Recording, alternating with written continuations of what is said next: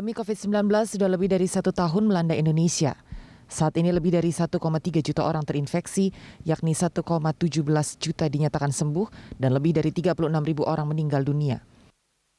1 bulan berjalan, laju vaksinasi di Indonesia mulai mengalami perbaikan meski masih jauh dari target yang ditetapkan pemerintah. Menteri Kesehatan Budi Gunadi Sadikin optimis vaksinasi akan selesai dalam 12 bulan. Dalam 6 bulan ke depan, Indonesia akan mendapat total sekitar 90 juta dosis dari total kebutuhan sekitar 362 juta dosis untuk 181 juta warga.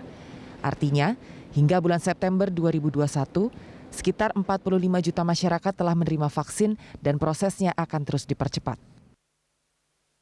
Pemerintah juga akan memanfaatkan teknologi untuk mempercepat dan memudahkan pelaksanaan vaksinasi agar selesai tepat waktu. Salah satunya dengan memperbanyak titik-titik penyelenggaraan vaksinasi termasuk dalam bentuk drive-thru untuk menjangkau masyarakat.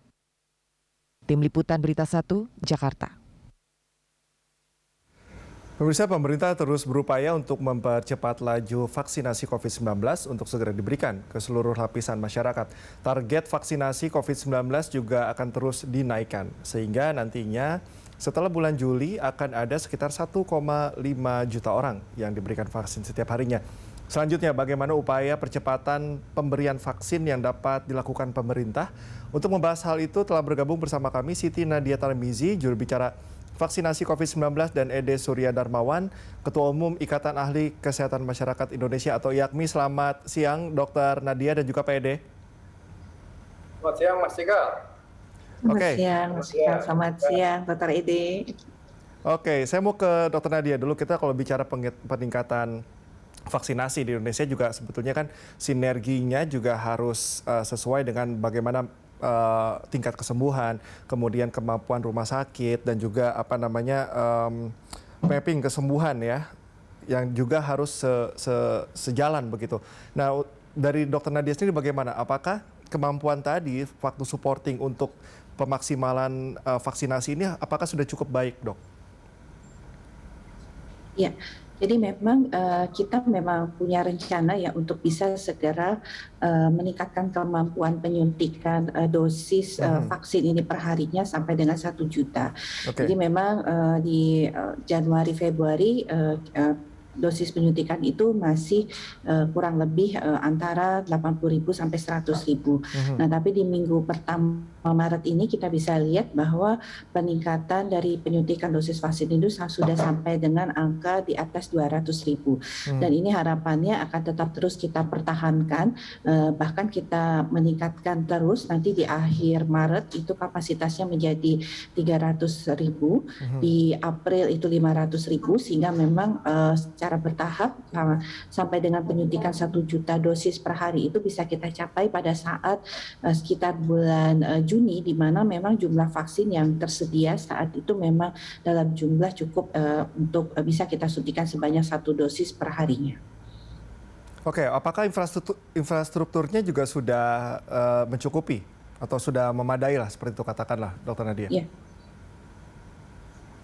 Ya, jadi untuk menuju kemampuan penyuntikan dosis yang cukup besar tadi, memang ada beberapa hal yang harus kita siapkan. Yang pertama adalah tempat pemberian pelayanan vaksinasi ya. Kalau kemarin sebagian besar pemberian vaksinasi ini kita lakukan di fasilitas pelayanan kesehatan. Tapi sekarang kita melakukan inovasi-inovasi untuk membuka lebih banyak tempat pelayanan vaksinasi ini ya, dengan pos vaksinasi juga kemarin sudah ada drive-thru untuk pelaksanaan vaksinasi, juga bekerja sama ini dengan berbagai organisasi. Jadi kemarin juga kita bekerja sama dengan Bluebird juga membuka tempat atau pos vaksinasi seperti misalnya di Masjid Istiqlal, kemudian kita mendekatkan layanan seperti pemberian vaksinasi ini kepada pedagang pasar dan juga pos-pos bergerak vaksinasi lainnya ya. Jadi kita menyasar dalam 2-3 hari kita bisa memberikan vaksinasi 5.000 sampai dengan 6.000 orang dalam satu waktu. Jadi selain itu nanti akan ada juga vaksinasi yang akan kita kerjasamakan dengan para pemilik mall ya, sehingga nanti akan lebih memudahkan dan membuka banyak outlet.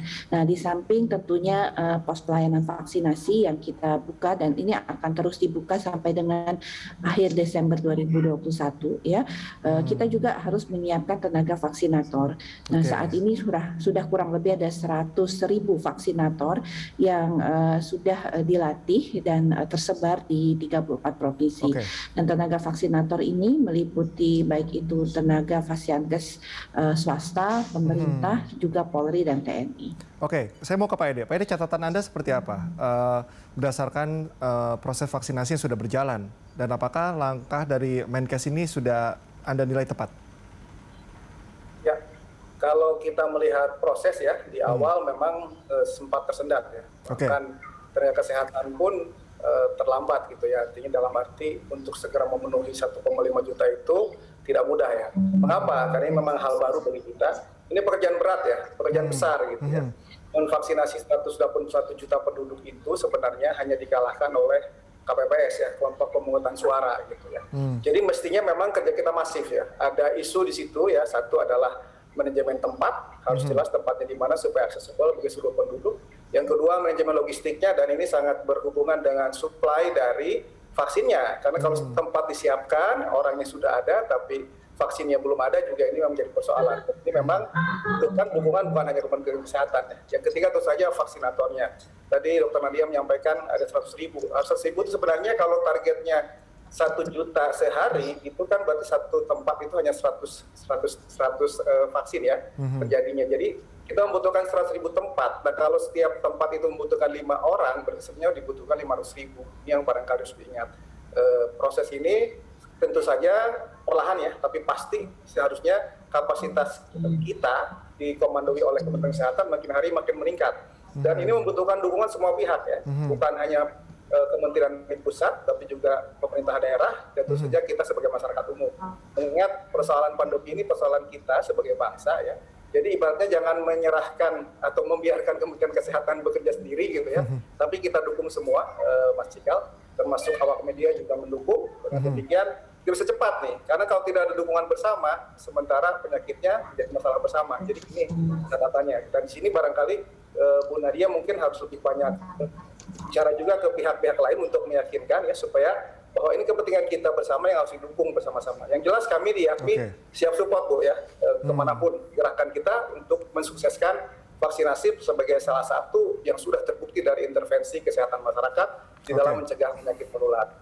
Oke, itu Bu Nadia sudah dijamin ya siap support untuk vaksinasi ini dari Pak Ede.